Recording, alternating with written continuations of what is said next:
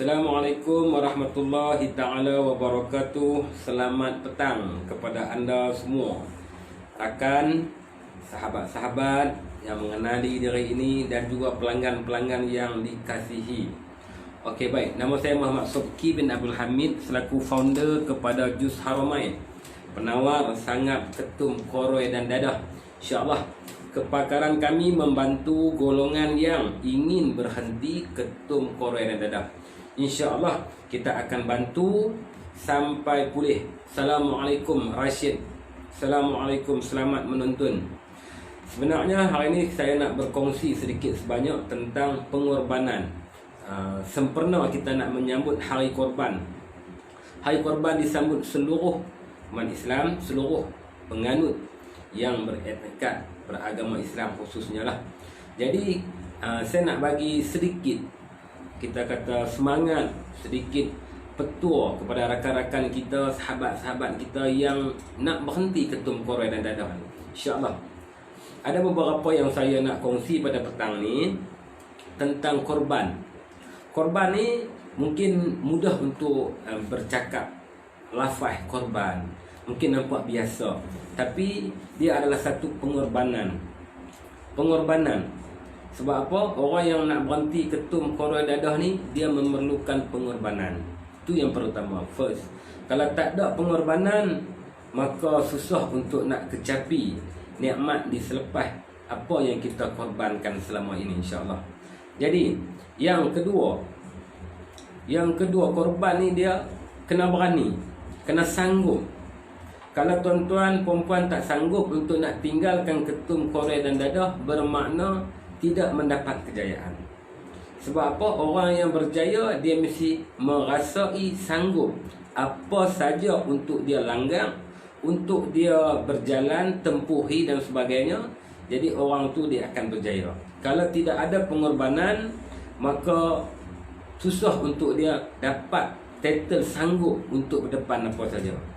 Jadi yang ketiga bersedia. Sebenarnya kita yang minum ketum koroi dadah ni tak bersedia untuk nak berhenti. Kadang tu fikir nak berhenti tu banyak kali dah berpuluh-puluh kali, tapi kita tak bersedia nak berhenti. Jadi insya-Allah bagi kawan-kawan kita, rakan-rakan kita yang bersedia untuk nak berhenti, ayuh mari kita sahut cabaran bagaimana kita nak berhenti. Dan kita nak lalui pengorbanan sakit tulang belakang, sakit orat, buat kerja tak boleh dan sebagainya. InsyaAllah kita bagi satu petua bagaimana bagi mudah untuk tuan-tuan, perempuan supaya rawat dalam keadaan ketum koroi dadah dalam keadaan cepat dan selamat, insyaAllah. Okey, yang keempat, bagaimana ia nak menghadapi ujian di hadapannya, sedangkan kemanisan sedang menunggu dalam perjalanan hidupnya. Sebenarnya apa yang kita lalu di hari ini adalah ujian. Kita lalu ujian, tak mau berhenti pun ujian. Ujian kawan bagi pun dikira ujian, kawan belanja pun dikira ujian. Tapi bagaimana kita tak langgar ujian tu, mustahil kita akan mendapat kemanisan dalam hidup. Kita nak dapat ketenangan dalam hidup, kalau kita duduk penin, kita duduk serabut, kita duduk itu dan ini, bagaimana mungkin kita nak mendapat kemanisan dalam hidup? Itu belum bermasuk dalam forum ibadat lagi. Itu baru kita nak ubah diri kita saja dahulu. InsyaAllah bila tuan-tuan dah ubah satu perkara ke satu perkara, insyaAllah janji Allah itu pasti. Okey, tolong share, tolong bagi tahu rakan-rakan kita di luar sana. Okey, baik. Kemudian kita kena ada azam untuk nak berhenti ni kepada siapa? Selepas kita lalu proses pengorbanan, kita lalu proses sanggup, kita lalu proses bersedia, maka kita langgar segala ujian apa yang melentang, apa yang di hadapan kita. InsyaAllah kita akan harungi satu persatu, insyaAllah. Kita akan masuk dalam fasa di mana rakan-rakan kita di luar sana yang telah ramai berubah, yang telah bermula hidup dalam keadaan tanpa ketum koroi dan dadah ni, Masya Allah, cukup luar biasa. daripada segi kehidupan, daripada segi bermasyarakat, daripada segi ekonominya, daripada segi kesihatannya, daripada fokus rumah tangga dan pekerjaannya, memang berbeza. Memang berbeza dulu dengan selepas. Dia takkan boleh sama, tuan-tuan. Takkan boleh sama dulu kita minum ketum dengan lah kita tak minum ketum. Koroi, batu dan sebagainya. Tambah-tambah lagi batu. Sebab apa? Batu ni semakin hari semakin menjadi-jadi. Semakin hari semakin ramai. Ia bukannya siapa, tuan-tuan.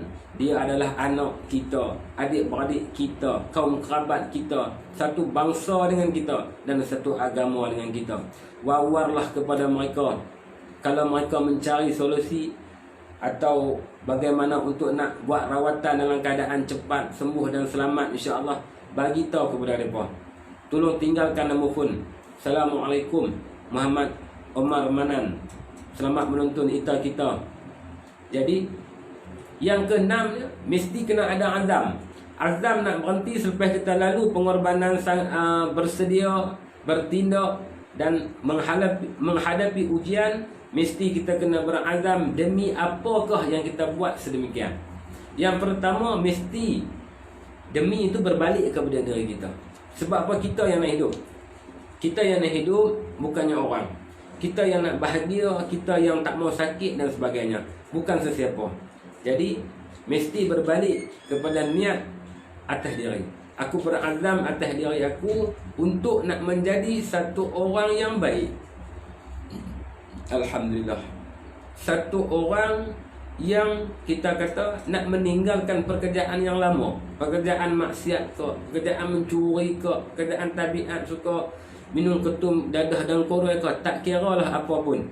Janji azam tu mesti meletak di atas diri dan ia bersebab kerana Allah Subhanahu Wa Taala. Insya-Allah, tuan-tuan. Ni kita nak berhenti tak mau minta ke Allah. Susah, tuan-tuan, untuk nak berhenti. Yang pertama sekali mesti berhenti nak kena minta ke Allah dulu. Lepas tu demi yang tadi tu dia ada kait menaik. Demi anak-anakku, pasal anak ramai, nak makan susu, nak beli pampers, nak buat kerja makan dan sebagainya. Apa kata? Hari ni aku pejam mata, aku berhenti, sehari aku makan RM10, sebulan 300 aku bagi susu dan pampers kat anak aku. Lagi cantik, lagi berkat. Hari ni aku berhenti ketum, aku minum ketum sehari RM10, sebulan aku save RM300, aku nak bagi kat bini aku RM300. Allahu Akbar. Bagus. Orang perempuan pun tak gaduh nak beletik, orang perempuan pun tak gaduh nak marah. Pasal apa? Pasal kita buat benda elok, insya-Allah tak ada siapa nak marah.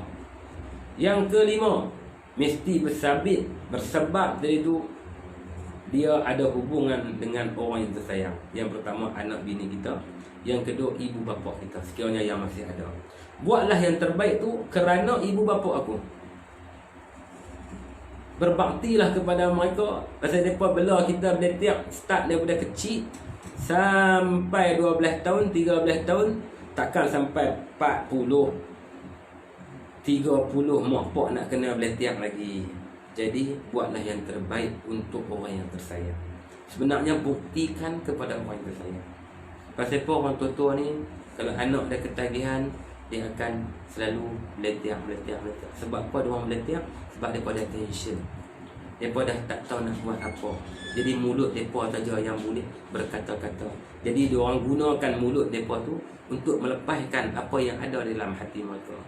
Jadi kita sebagai pemuda yang waras, yang ada matlamat, yang ada jati diri, yang ada roh semangat pejuang-pejuang Islam, jadi tinggalkanlah. Berbaktilah kepada ibu bapa dengan nasihat mereka, insya-Allah. Tak ada seorang ibu, seorang ayah yang nak menasihat kepada anaknya tentang yang tak elok. Sekiranya kita tak elok, kita buktikan kepada mereka. Ayah mak jangan beletik lama-lama, cik nak bagi masa dekat mak, hujung bulan ni cik akan stop. Contoh, esok 2-3 hari ni cik akan beli apa-apa patut-patut ke apa-apa untuk nak berhenti ketum Korea dadah ni. Jadi bagi keyakinan kepada orang tua kita, bagi keyakinan kepada orang yang kita sayang. InsyaAllah tuan-tuan, nak hidup seronok berkat ni pun kita yang buat ambil. Kita nak hidup berselerak tarak pun kita yang buat ambil. Jadi tanyalah diri, tanyalah iman, insya-Allah benda tu dia akan terjawab di dalam diri kita. Jadi saya nak mohon maaf sekiranya terkasar bahasa ke, sekiranya menyentuh perihal dan peribadi. Sebenarnya inilah perjuangan. Perjuangan dia mesti kena ada ambil hati. Dia mesti kena menyentuh peribadi. Pasal apa dalam Islam sendiri pun dia bagi menyentuh benda-benda tu. Kerana itulah kita boleh sedar, kita boleh nampak, kita boleh buat sebenarnya benda tu. Terima kasih kepada Syafiq. Assalamualaikum menonton. Syaza, Assalamualaikum, selamat petang. Tolong share video ni seramai yang mungkin. Sekiranya ada bermanfaat, sekiranya ada kebaikan, tolong kongsi. Kita bukan nak jual, kita bukan apa, kita nak bantu kepada mereka supaya mereka keluar dalam kita kata konteks korban yang lebih sempurna. Jadi kita tak sampai tahap nak korban dan sebagainya, itu dan ini, khata dan sebagainya. Itu level lain. Level kita ni cuma nak korban. Nak korban benda apa yang kita buat yang menyalahi, kita nak korban buang. Demi Allah yang kita nak buat tadi tu, insya-Allah. Bagi rakan-rakan kita di luar sana, sekiranya ada permasalahan ini, nak kami bantu, sila tinggalkan nombor telefon ataupun pihak kami akan telefon anda secepat yang mungkin, insya-Allah. Jadi cukup sekadar tu. Saya nak mohon maaf lah. Tolong share bagi banyak. Benda ni dia bukan main-main. Benda penagihan ni kalau tak berlaku dalam rumah tangga kita boleh cakap lah benda tu tak ada masalah apa, orang tu itu ini.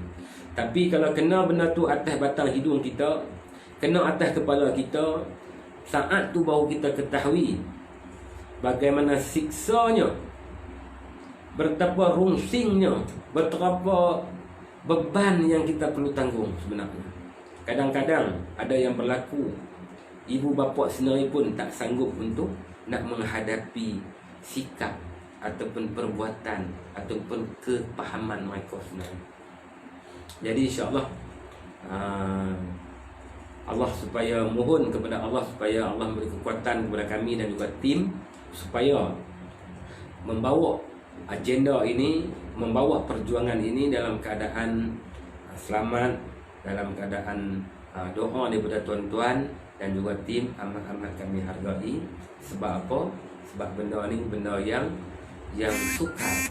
Tapi alhamdulillah dengan rawatan Syed Juz Haramain dapat membantu lebih ramai yang telah berhenti, insya-Allah. Saya ucapkan tahniah yang telah buat rawatan, yang telah berhenti, yang mana belum lagi baru duk slow teruskan. Sebab apa? Kita menyediakan dua teknik, satu teknik turbo, satu teknik manual. Teknik biasa ni kita boleh bagi kat dia cara macam mana untuk nak bagi hilang cara pelan-pelan. Jadi ada setengah orang yang kuat, orang yang jati diri dia kuat dan kemah, jadi kita bagi dia teknik turbo, stop on the spot. InsyaAllah tu terpulang kepada tuan-tuan, terpulang kepada rakan-rakan kita nak buat cara mana. Yang penting hati mau, di mana ada kemahuan, di situ tetap ada jalan. Persoalannya jalan kita tak buka jalan tu, macam mana kita nak jalan. InsyaAllah kalau kita buka jalan, InsyaAllah kita sendiri akan menikmati atas jalan yang kita buat. Jadi cukup sekadar tu. Mohon maaf sekali lagi kepada anda. Assalamualaikum warahmatullahi taala wabarakatuh. Bye bye.